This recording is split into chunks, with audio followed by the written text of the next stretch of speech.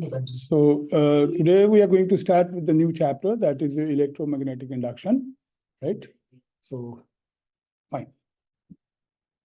So first of all, what is the flux? As we have done for the electric flux, magnetic flux is like similar. The magnetic flux means through any surface which is placed in a magnetic field. The total number of magnetic lines of force crossing that surface normally means perpendicular to that surface. So it is measured as the product of the component of the magnetic field, which is normal to the surface, and the surface area.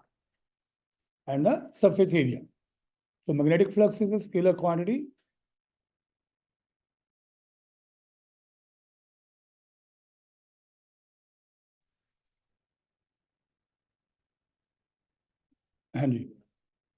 So magnetic flux is a scalar quantity denoted by phi. Just a minute.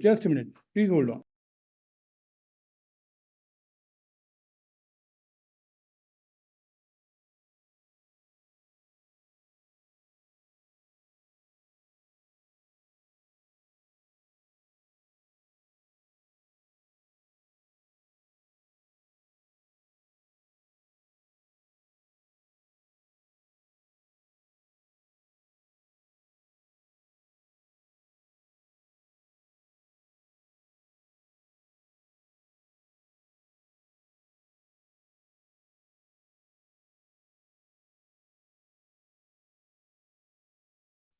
I'm sorry, there was somebody at door. Yes.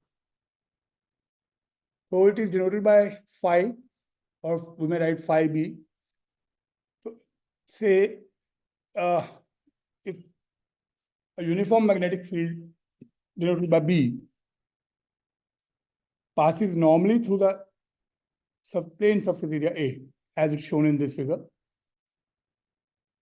So magnetic flux through this area phi will be equal to BA. And if the field B makes an angle theta with a normal drawn to the surface, right? So this N is the area vector, right? Which is perpendicular to this area, surface area, and this is the direction of the magnetic field, B. Fine. So then we'll take the component of the field which is normal to the area, and that component is going to be B cos theta. So then phi magnetic flux will be equal to B cos theta into A. Fine. So phi being it's a BA cos theta, so that means it's a scalar product or dot product. And the direction of the vector A is the direction of the outward, which is drawn normal to the surface. Now, in general, over an area, say A may not be uniform. Sometimes it happens. And however small area element dA may be, the magnetic field may be assumed to be uniform everywhere. And if, say, theta is the angle between the magnetic field and the normal drawn to the area element dA, then the component of B, which is normal to dA, will be B cos theta. So flux through the area element is d phi, fine, d phi, and because we are considering the normal area element, so B, which is perpendicular to that, is dA into B cos theta dA. So BdA cos theta, or that means BdA. So flux through the whole area is given by integrating BdA from to the total area, and dimensions will be, we have phi is equal to BA, or B is not, so magnetic force is equal to B QV sin theta. From there, we get B as F upon QV sin theta, substituting the values over here, right? So magnetic flux will be, this is B A, that means MLT minus 2 upon CLT minus 1, T power minus 1, which is the dimensions of the velocity. C is for charge, and MLT minus 2 is the dimensional formula for the force, and L2 is the dimensional formula of area. By solving it, we will get phi is equal to ML2A minus 1 T minus 2. So SI unit of magnetic flux is Weber, and 1 Weber is the flux which is produced when a uniform magnetic field of 1 Tesla acts normally over an area of 1 meter square. So CGS unit of magnetic flux are Maxwell, and one Maxwell is the flux which is produced when a uniform magnetic field of one gauge acts over, normally over an area of 1 centimeter square. So the relation between Maxwell and this is 1 Maxwell is Gauss into centimeter square, or 1 Max is equal to 1 G per centimeter, not per G into centimeter square, or 1 Weber is 10 raised to 8 Maxwell. So the cos theta factor may be positive or negative depending on the value of this cos theta. If theta is 0, then we have a positive magnetic flux, and if theta is negative, it will be negative only when theta is 180 degrees. So we know cos 180 is -1. So that means that flux can be negative also. Now the electromagnetic induction. So we have done in the first chapter also what induction means, right? So the phenomenon of production of induced EMF, and hence due to that induced current, due to change in the magnetic flux linked with some closed circuit, is called the electromagnetic induction. Fine. So it is of great importance in our daily life. It forms the basis of the present day generators and transformers as well.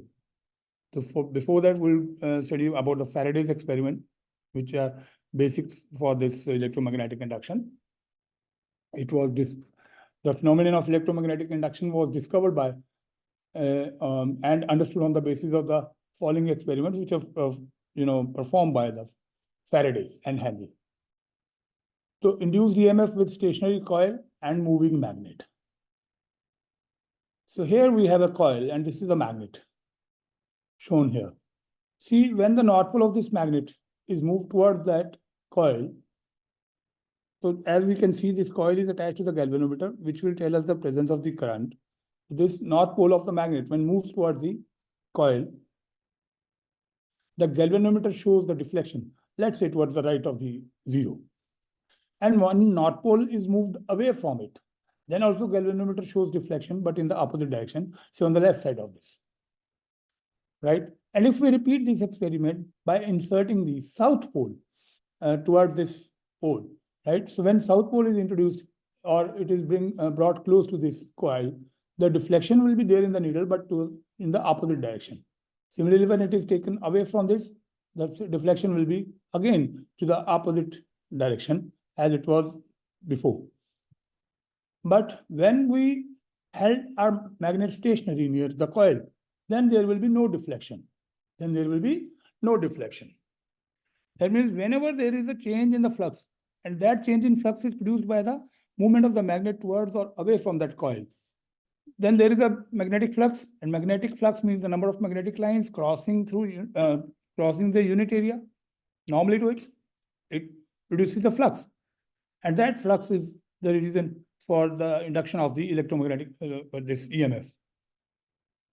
Fine. So whenever a bar magnet is placed near coil, number of lines of force passes through it, and as the magnet is moved closer to the coil, magnetic flux, or the number of lines of the magnetic lines linked with this coil increases, and induced EMF, and hence an induced current is set up in the coil in one direction. And as the magnet is moved away from the coil, the magnet flux linked with the coil decreases. Again, induced EMF, and hence an induced current is set up in the coil in the opposite direction. So as soon as the relative motion between the magnet and the coil ceases, the magnetic flux linked with the coil stops. It stops changing, and so the induced EMF through the coil becomes 0. Now, induced EMF with a stationary magnet and moving coil. So similar results can be formed if we keep the magnet stationary and the coil is allowed to come closer to the magnet or away from the magnet, or we can say if we bring a movement in the coil towards the magnet, then also similar results are obtained, means EMF is induced in it because of the change in the magnetic flux. Then there is experiment number 3 for this. So from this, one thing is very clear, that if we bring this change at a faster rate, or if the relative motion between the magnet and the coil is faster, then rate of change of magnetic flux linked with this coil will be larger, and larger induced EMF is produced. So when say there's a as in this figure 6.6, we can see that there is a coil primary and there is another coil which is secondary coil, which is attached to the galvanometer is attached to the secondary coil, and P primary coil is attached to the source of the battery. Fine. So when there is a change in this current, when we close the key, the circuit starts and the current starts flowing in it, we can see that there is a deflection in the galvanometer. And when the key is released, again there is a deflection, but this time it's in the opposite direction. Means when we tap the key and when this tapping is pressed and the circuit is closed, right, the current starts flowing through the primary coil. The galvanometer does not show any deflection. And as the current in the primary coil is increased with the help of a rheostat, as we can see the rheostat is attached here, the induced current flows in the secondary in the same direction as that at the make of primary circuit. So, fine. So as the current in the primary coil is decreased, the induced EMF flows in the same direction as that at the break of the primary circuit. And the deflection in the galvanometer becomes larger if we use cylindrical support made of iron. Or we may say, so when this change in flux is happening at a faster rate, the deflection is larger. So now we can see that so when a current flows through the coil, a magnetic field gets associated with it. And as the primary circuit is closed, the current through it increases from 0 to certain steady value. And the magnetic flux linked with the primary coil and hence the secondary also increases. This sets up an induced current in the secondary coil in one direction. And as the primary circuit is broken, the current decreases from the steady value to the 0. And the magnetic flux through the secondary coil decreases. And induced current is set up in the secondary coil, but in the opposite direction. So when a steady current flows in the primary coil, the magnetic flux linked with the primary coil does not change. And no current is induced in the secondary coil. So from these experiments, we can conclude that whenever there is a change in the magnetic flux, or whenever the magnetic flux linked with the closed circuit changes, an induced EMF and hence an induced current is set up in it. The higher the rate of the change of magnetic flux linked with the closed circuit, the greater is the induced EMF. So now Faraday's laws of electromagnetic induction. So right, there are two types of laws which govern the phenomenon of electromagnetic induction. First, A type, which gives us the magnitude of the induced EMF, and there is another which gives the direction of the induced EMF, and that is the Lenz's law. So Faraday's first law of electromagnetic induction states that whenever the magnetic flux linked with the closed circuit changes, an EMF is induced in it. And it will last only so long as the change in flux is taking place. The moment the change stops, there is no flux. And when there is no flux, there is no induced EMF. Second law states that the magnitude of this induced EMF is always equal to the rate of change of magnetic flux linked with the closed circuit. Means how fast that change is happening or how fast that flux is being produced. Lenz's law states the direction of induced current, and it states that the direction of induced current is such that it always opposes the cause which produces it. That means it opposes the change in the magnetic flux. Fine. So if we see, according to Faraday's law, first law, magnitude of induced EMF, this is equal to rate of change of magnetic flux. And this induced EMF is denoted by E. This is equal to d phi by dt. And taking into account Lenz's law, we put a sign of negative over here. Why negative sign? Because it shows the direction is opposite to the change in magnetic flux. So negative sign is always there. So we can say that E is always equal to minus d phi by dt. D phi by dt represents the change in the magnetic flux, and negative sign shows the direction is always opposite, or it opposes the cause of this change. And if there are say n number of coils suppose wound around it, then the EMF developed in all these terms will be equal, and they are in the same direction and hence get added up. So induced EMF is always equal to minus n d phi by dt. Suppose if flux changes from phi1 to phi2 in time t, then the change is happening as phi2 minus phi1, that means final value minus initial value of the flux, divided by the time taken for that change to happen. into number of turns of the coil. So E becomes minus N, phi 2 minus phi 1 upon T. And if phi is measured in Weber, time in seconds, therefore the units of E will be volt or Weber per second. Right? So Lenz's law gives us the direction of induced EMF in a circuit. Right? It states that the direction of induced EMF is in a circuit is such that it opposes the cause or the change produced, which produces it.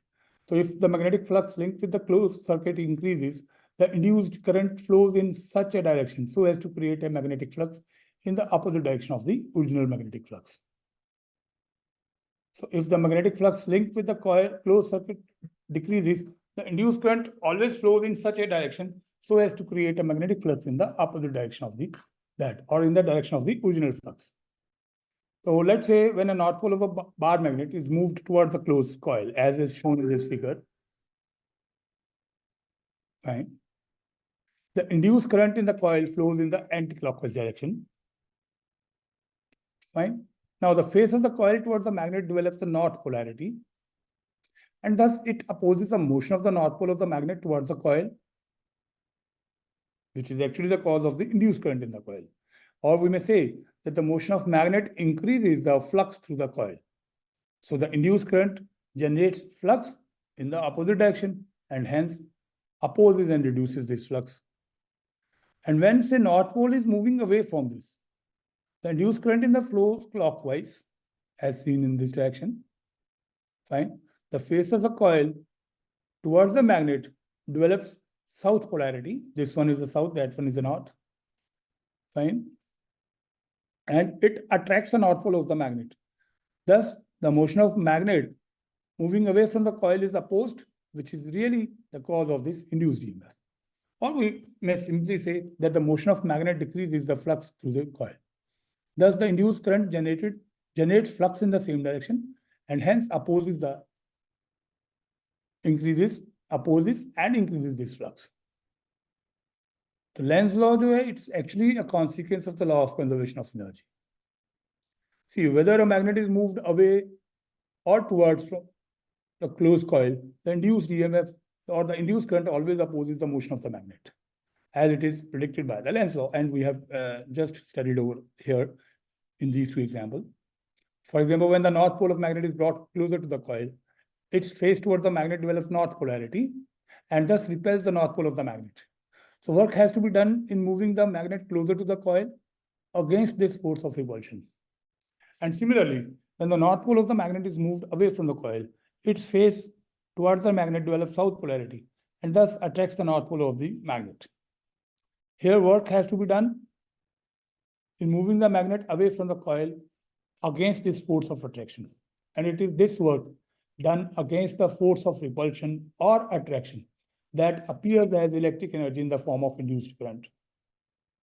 And suppose that the Lenz's law is not valid over here, then the induced current flows through the coil in a direction opposite to one which is dictated by the Lenz's law. So the resulting force on the magnet makes it move faster and faster. And that is the magnet gains speed and hence kinetic energy without expending an equivalent amount of energy. So we can say that Lenz's law is valid and is a consequence of the law of conservation of energy. So that's about the electromagnetic induction, Faraday's law and the Lenz's law. Now, we'll discuss about the motional EMF from the this Faraday's law. So, induced EMF by change of area of the coil linked with the magnetic field, that gives us the motional EMF from Faraday's law. It states that EMF which is induced across the ends of the conductor due to motion in the magnetic field, that is called the motional EMF. So let's say we have a conductor PQ of length say L, which is free to move on this U-shaped conducting rails, as it is shown in this figure, right? You may see this cursor moving along. Fine. Situated in a uniform and time-dependent magnetic field B, which is directly into the plane of paper, which is shown by the crosses drawn over here. These crosses represent that the magnetic field is moving into the paper. then the conductor PQ is moved inwards with the speed say v. And as the conductor slides towards left, the area of rectangle, this PQRS, it's a rectangle. And when this conductor moves towards left, this area decreases. And this decreases the magnetic flux linked with the closed loop. Hence, an EMF setup is set up across the ends of conductor PQ because there is change in the flux. So hence an EMF is set up across the ends of a conductor PQ, because of which an induced current flows in the circuit along the path PQRS. So the direction of induced current can be determined by using the Fleming's right-hand rule. Here, Fleming's right-hand rule says, again, if we stretch our thumb, first two fingers of our hands in mutually perpendicular direction, then forefinger will point towards the direction of magnetic field. Thumb will point in the direction of motion of the conductor, and the center finger points in the direction of the current. Right? Now, that's how we can find the direction. Fine. Now, the length, say, x of this loop. So this length decreases when we move this PQ towards the left side with the speed v. Fine. So there is a change in it. So then the magnetic flux linked with the rectangular loop, initially it is BA, that means area was B into L into X, area length into breadth, so right? So according to Faraday's law of electromagnetic induction, E will be equal to minus d phi by dt. Fine. So there is phi is BLX, we can write minus d of BLX by dt. So BL remains constant, right? And it's dx by dt. So what is dx by dt? This is dx. There is change in this length in time t. So that gives us the velocity. Dx by dt is velocity. So hence, this EMF is equal to BLV. Right? So dx by dt is minus v. Why it's minus? Because the velocity is in the decreasing direction of the x. And the induced EMF BLV is called the motional EMF. Because this EMF is induced due to the motion of a conductor in a magnetic field. Right? Now, motional EMF from the Lorentz force and the energy considerations. See, a conductor has a large number of free electrons, we know. When it moves through a magnetic field, Lorentz force acting on the free electrons can set up a current. So like here, this conductor PQ is made free to move on a coil, right? It is placed in a uniform magnetic field B, directed normally into the plane of paper. And as the arm PQ is moved towards left with the speed V, the free electrons of PQ also move with the same speed towards left. So the electrons, they experience a magnetic force that's called the Lorentz force, which is equal to QVB. We had done in the last chapter. Fine. And according to this Fleming's left-hand rule, this force acts in the direction QP. And hence the free electron will move towards P, upward direction. Right? They will move towards P. So at this end P, negative charge will accumulate. And they will leave a positive charge at Q. So due to this difference in the polarity or difference in the charge, like P develops a positive, negative charge and Q develops a positive charge, there is a setup of electric field, which is set up in this conductor, and that will be from Q to P, because the direction of electric field is always from positive to negative. And this field exerts a force equivalent to Q times E on the free electrons. And the accumulation of charges at the two ends continues till these two forces balance each other. Right? That means the magnetic force, which is Lorentz force QVB, should be equal to the force exerted by the electric field. Right? So Fm should be equal to Fe. Fm represents the Lorentz force or the magnetic force acting on it, which is QVB. And Fe is the force exerted by the electric field, QE. They are equal. QVB is equal to QE or VB equals to E. And the potential difference between the two ends of the coil becomes V, which is equal to E times L, or VBL, as E is equal to VB. V is the velocity, B is the magnetic field, and L is the length. So clearly again, the magnetic force on the moving free electrons that maintains the potential difference and produces the EMF is equal to EMF is equal to BLV. So as this EMF is produced due to the motion of the conductor, it is called the motional EMF. And the current induced in the loop, we know, let's say there is a R as a resistance of the movable arm PQ of the rectangular coil, PQRS, on the rectangular loop PQRS. And suppose the total resistance of the remaining arm QR, PR, and SP is negligible as compared to this R. We can neglect all the other arms, right? So considering only the resistance of the movable arm PQ, then I will be equal to E by R, or E is EMF, EMF is BLV, we have calculated BLV by R. Now force acting on the movable arm, this conductor PQ of length L and carrying current I experiences force in the perpendicular magnetic field B. This force is equal to BIL sine theta. So ILB sine 90 degrees, as it is perpendicular to each other. So sine 90 is 1, so we can move it away. Fine. This current I, value of I is current, which we have found BLV by R. So substituting this value here, so BLV by R into LB. Right? So we get B square L square V by R.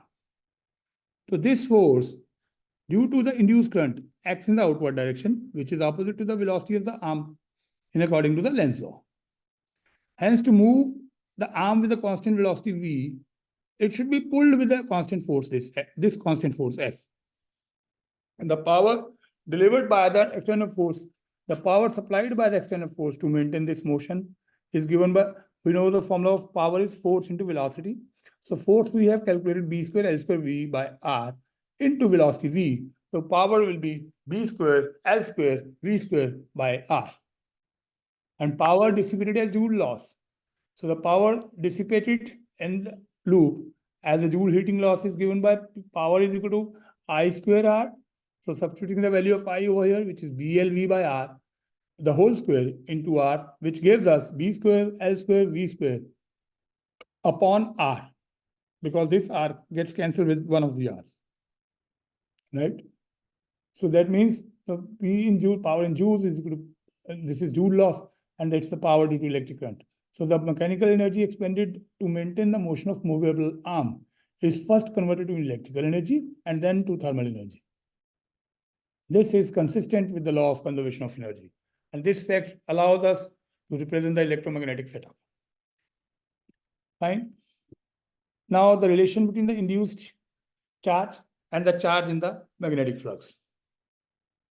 So according to the Faraday's law, the magnitude of induced EMF is given by del phi by del t or delta phi by delta t, right? And if R is the total resistance of the closed loop, then we have I is equal to E by R, or delta Q by delta t, that is the rate of change flow of charge, which is current, del Q by del t, and EMF is del phi by del t into 1 by R. Hence, the charge induced in the circuit in time delta t is equal to del phi by R, right? And the net change in magnetic flux upon resistance. Clearly, the induced charge depends on the net change in the magnetic flux and not on the time interval of the flux change. That means the induced charge does not depend upon the rate of change of magnetic flux. This concept is normally asked in the MCQs. Fine. Now,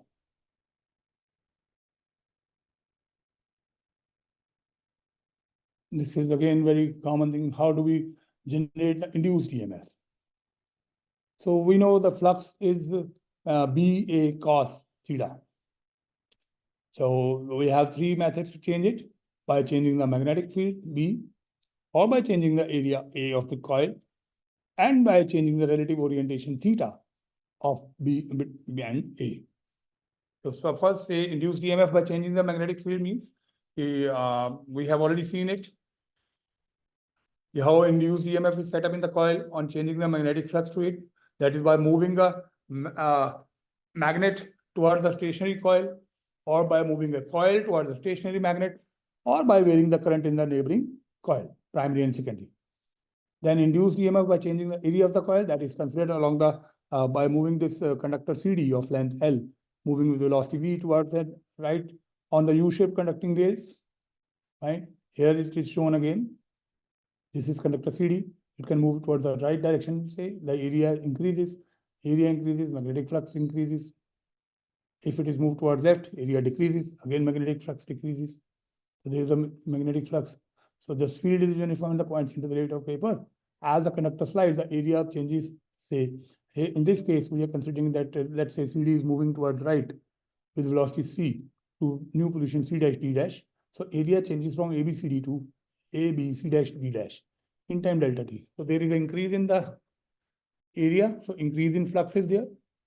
So that is d phi is equal to B into change in area. So change in area is equal to C dash D dash D into C. Right? So B into this area.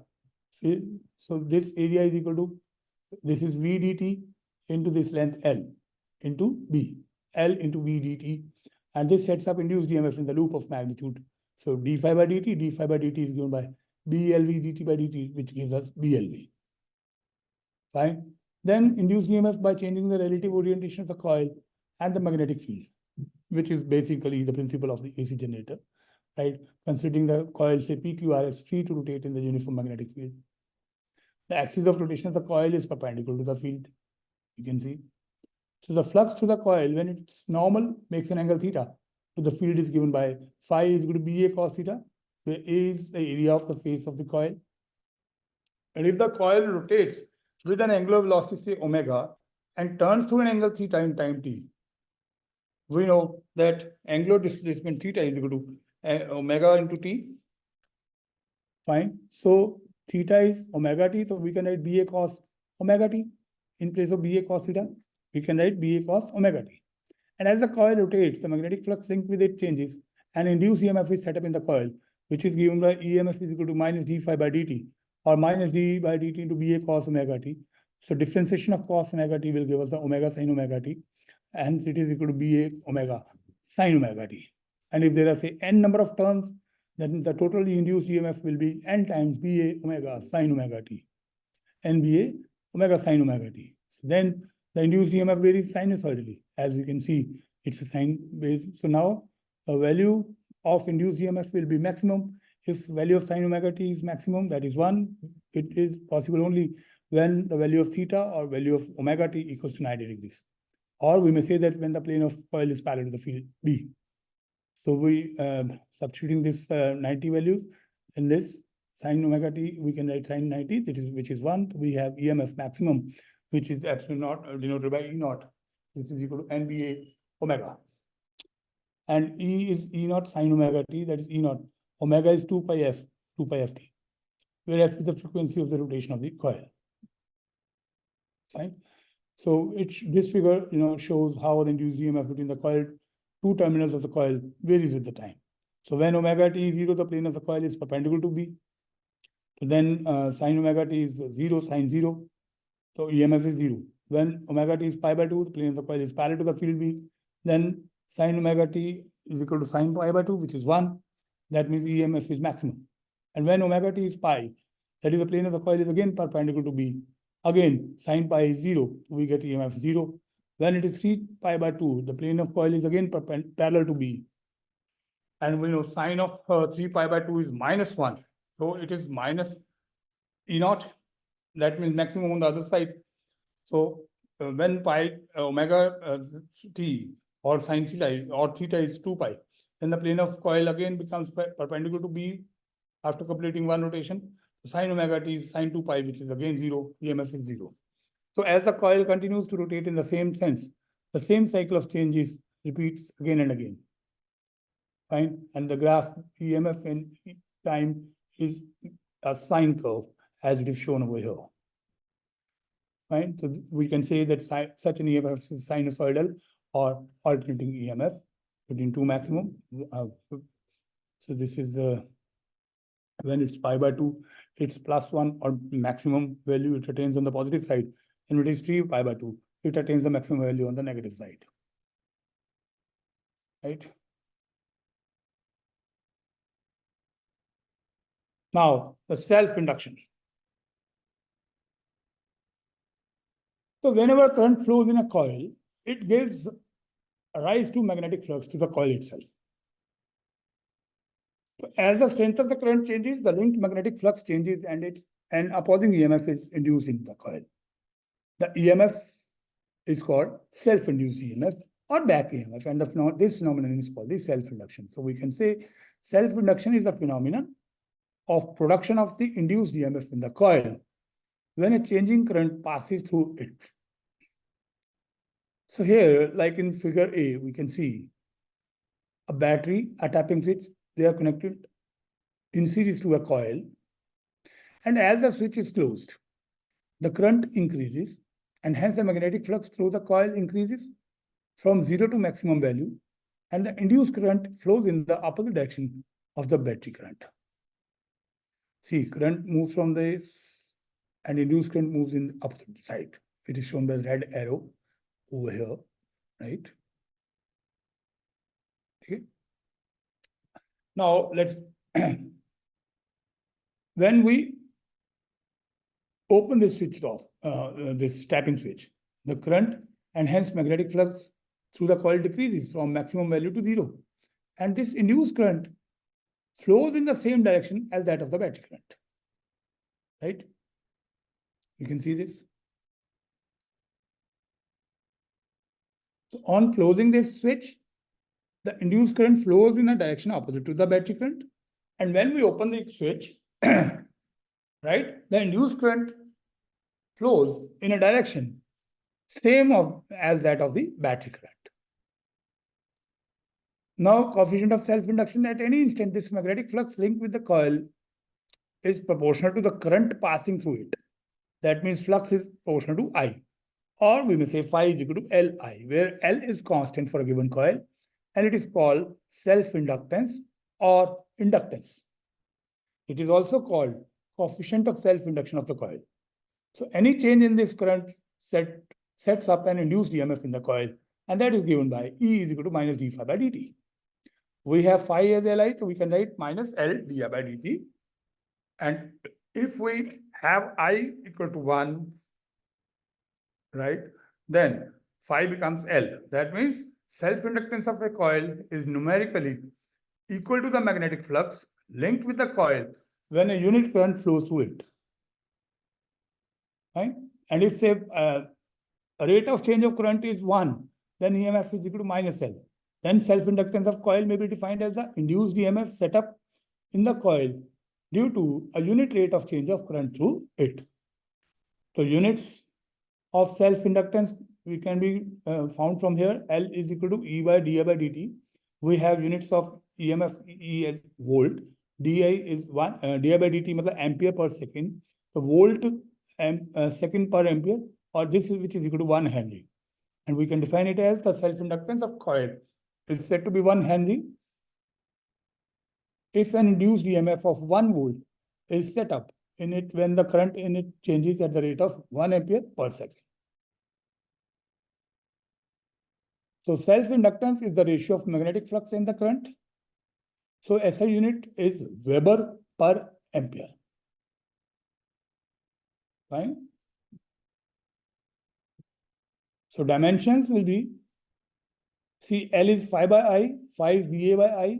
So B is F by QV sin theta, A area, I current. So substituting the dimensions, putting the dimensions, right? Force is M1 L1 T minus 2, area is L2.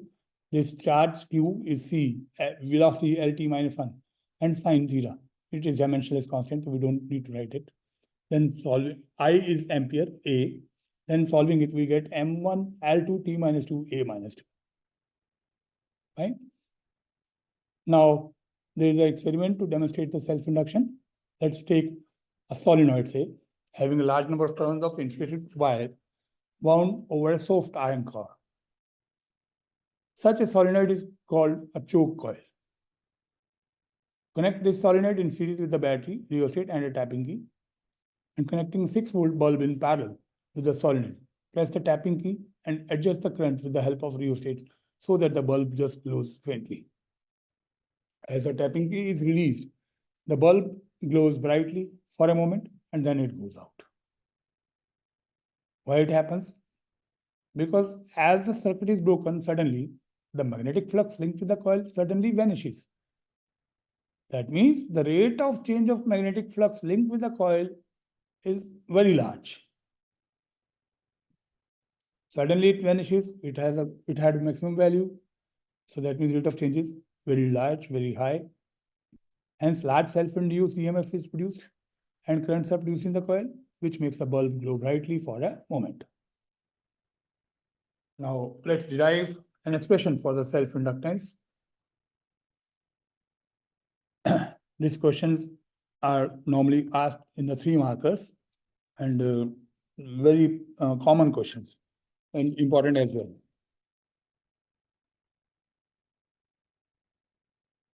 So consider a long solenoid of length say L and radius R.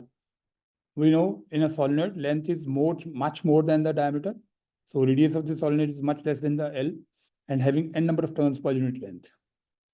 If a current I flows through the coil, then the magnetic field inside the coil is almost constant and is given by B is equal to mu naught Ni.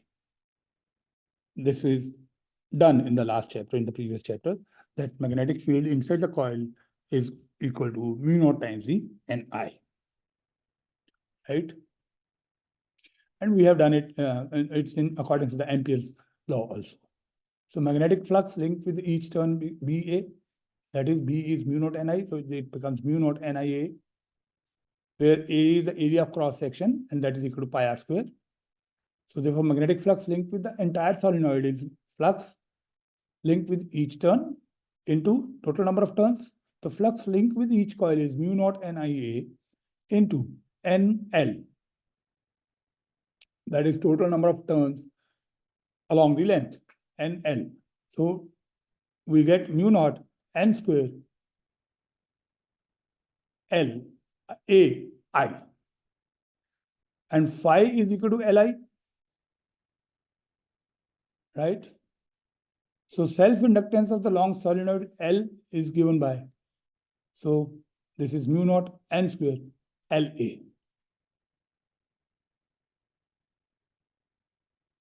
Right? So simply we have to equate these two. I factor gets cancelled over here. So we get L is equal to mu naught N square La. So L is equal to mu naught N square La. So if say capital N is the total number of turns in the solenoid, then small n gives equal to capital N by L. So we can replace this N by L. It becomes N square by L square, and this one L goes with this one L. We get mu naught N square A by L. Say if this coil is wound over a material of high relative magnetic permeability, say mu R, let's say it's soft valve. Then this L is equal to mu R times mu naught N square IA, LA, right? Then this is the relation of this self-inductance and factors on which this self-inductance depends. It clearly means it depends upon the number of turns. N square we have larger the number of turns in the solenoid, larger is its self-inductance. Then area of cross section, larger the area of cross section of the solenoid, larger is the self-inductance. Permeability of the core material means the self-inductance of a solenoid increases mu R times if it is wound over an iron core of relative permeability. So this is self-inductance of a long solenoid. Fine.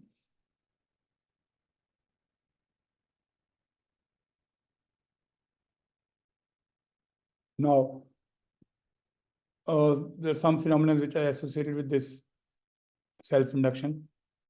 Sparking, the break of circuit is very sudden, we know.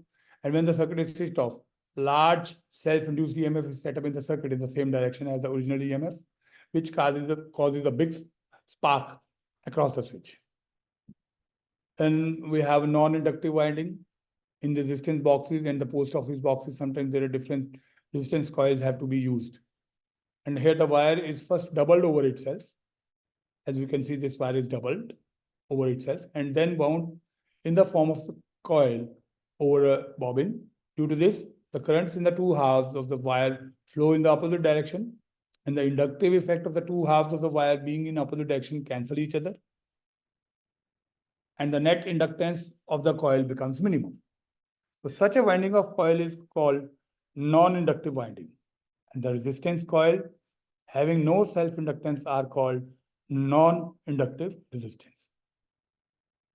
Then let's come to mutual inductance now. So self-inductance was there in the same wire. So in the mutual inductance, it's a phenomenal production of induced EMF in one coil due to change in flux or due to change in the current in the neighboring coil. So let's say two coils, P and S, let's consider P and S, which are placed close to each other. This coil P is connected to the series of battery and a rheostat through a, say, tapping key K. This coil S is connected to the galvanometer, fine. And when current flows through this coil P, it produces a magnetic field which produces a magnetic flux through this coil S. And if the current in the coil P is varied, the magnetic flux linked with the coil S changes, which induces an EMF and hence a current in it, as we can see it from the deflection in the galvanometer. The coil P is called primary coil and coil S is called the secondary coil because it is former, which causes an induced EMF in the later. Now, coefficient of mutual induction means at any instant, magnetic flux linked with the secondary coil is proportional to current in the primary coil. That means phi is proportional to I, and proportionality constant is again Mi. Phi is equal to Mi, where M is the mutual inductance or coefficient of the mutual induction of the two coils. Any change in the current I sets up an induced EMF in the secondary coil, which is given by EMF is equal to minus d phi by dt or minus M di by dt. So here if I is 1, then phi is equal to M. That means the mutual inductance of the two coils is numerically equal to the magnetic flux linked with one coil when a unit current passes through the other coil. So di by dt is 1, then EMF E is equal to minus M. Or the mutual inductance of two coils may be defined as the induced EMF set up in one coil when the current in the neighboring coil changes at the unit rate. So again, if we see E is minus d phi by dt, fine. And this is now phi is equal to Mi. We have Mi. So minus M di by dt. And if say I is 1 and phi is equal to M, that means mutual inductance of two coils is numerically equal to the magnetic flux linked with one coil when unit current passes through the other. Means di by dt is 1. Again, if say di by dt is 1, then E is equal to minus M. That means mutual inductance of two coils may be defined as the induced EMF set up in one coil when current in the neighboring coil changes at unit rate. The unit of mutual inductance, we have M is E by di by dt, right? And SI unit of M is 1 volt upon 1 ampere per second, 1 volt per, which is again Henry. So mutual inductance of two coils is said to be 1 Henry. If an induced EMF of 1 volt is set up in one coil, when current in the neighboring coil changes at the rate of 1 ampere per second. Now let's derive the expression for the mutual inductance of two long coaxial solenoids. And we'll also state the factors on which the mutual inductance depends. So as shown in this figure, we can see there are two long coaxial solenoids, say S1, which is denoted by black, and S2 denoted by red line. And we see that S2 is wound over the S1 over here. And it is shown in the dotted lines. And S1 is shown in the bold line. Let's say L be the length of each solenoid, R1 and R2 be the radii of the two solenoids. And area of cross-section of Y1 will be pi R1 square, which is of the inner solenoid, say S1. And N1 and N2 be the number of turns in the two solenoids. First, we pass a time-varying current I2 through S2, and the magnetic field set up inside S2 due to I2 is given by C, mu naught N2 I2, where this is small N2 we can use. This small N2 is nothing, it's the number of turns per unit length of the solenoid S2, and capital N2 is the number of turns. Length we have considered as L. Fine. So this N2 is equal to capital N2 by L, or the number of turns per unit length of S2. Total magnetic flux linked with the inner solenoid S1 is phi1, that is B2 AN1. Right? The value of B2 we have found mu2 N2 I2. Right? Substitute over here. We have phi1 equals to mu naught N2 I2 into AN1. And the mutual inductance of coil 1 with respect to coil 2 is given by and denoted by M12. That is phi1 by I2. So phi1 we have mu naught N2 I2 dot AN1 upon I2. I2 gets cancelled. We get mu naught N2 AN1. Right?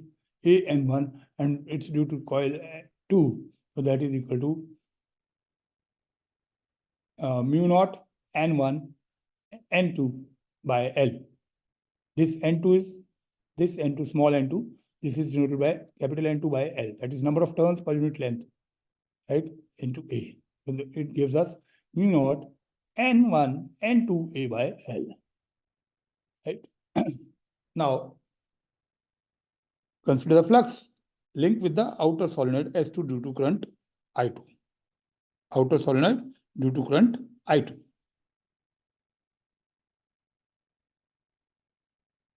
Sorry. Considering the flux linked with the outer solenoid S2 due to the current I1, not I2, I1, in the inner solenoid S1. And the field B1 due to this I1 is a constant inside S2. S1, inside S1. The field B1 due to I1 is constant inside S1, but 0 in the annular region between the two solenoids. Annular region means the gap between the two solenoids. Fine. That gives us the annular region. We are not considering it. It's 0 over here. So hence B1 will be equal to mu naught N1 I1, where small n1 is again number of turns per unit length of S1. So total flux linked with the outer solenoid is equal to B1 AN2, and B1 is mu naught N1 I1 into AN2, right? And this small n1 is N1 by L. We substitute here mu naught N1 N2 A by AI1 by L. This N1 by L is for this small n1. And the mutual inductance of coil 2 with respect to coil 1 is given by M21, which is phi2 by I1. I1 gets cancelled. We get mu naught N1 N2 by A by L1. As we can see, this is M21, which is mu naught N1 N2 A by L. And here it is M12, which is again mu naught N1 N2 A by L. You can see M12 and M21, they both are equal.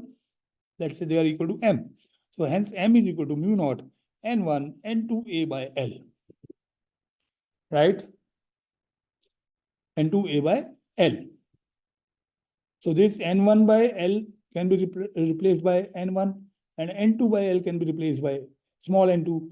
Area can be replaced by pi r square, right? So this is the formula we again get mu naught small n1 small n2 pi r1 square, which is for the area of cross section, into L. And the mutual inductance of two coils is the property of their combination. Fine. It does not matter which one of them functions as the primary or the secondary coil. So this is also known as the reciprocity theorem. It is reciprocity theorem. Now, factors on which the mutual inductance depends. The mutual inductance of two solenoids depend on their geometry and the magnetic permeability of the core material. So number of turns, larger the number of turns in the two solenoids, larger will be their mutual inductance. That is, M is proportional to N1, N2. Then common cross-sectional area larger the common area, cross-sectional area of the two solenoids, larger will be their mutual inductance. Relative separation means larger the distance between the two solenoids, smaller will be magnetic flux linked with the secondary coil due to current in the primary coil. Hence, smaller will be the value of mutual inductance. And then relative orientation of the two coils. So mutual inductance is maximum when the entire flux of the primary is linked with the secondary. That means when primary coil completely envelops the secondary coil, then mutual inductance is minimum when the two coils are perpendicular to each other, as shown. So this point is very important, and many questions are asked based on this concept. Right? So means mutual inductance is maximum when primary envelops the secondary, and mutual inductance is minimum when primary is perpendicular to the secondary. Then permeability of the core material. If two coils are wound over an iron core of relative permeability say mu r, their mutual inductance increases mu r times. It increases mu r times. And this coefficient of coupling of two coils gives us a measure of the manner in which the two coils are coupled together. That is called coefficient of coupling. Say if L1 and L2, they are the self-inductance of two coils, and M is their mutual inductance. Then the coefficient of coupling is given by K equals to M upon root of L1, L2. And the value of K lies between 0 and 1. So when the coupling is perfect, that means the entire... Hello? Yes? So when the coupling is perfect, the entire flux of primary is linked with the secondary, and M is maximum and K is 1. And when there is no coupling, both M and K are 0. So this is not the part of our syllabus, so we are not going to do this. I think, yeah, but today's, this session is over, right? So this chapter is over. So good night, all of you. Stay blessed.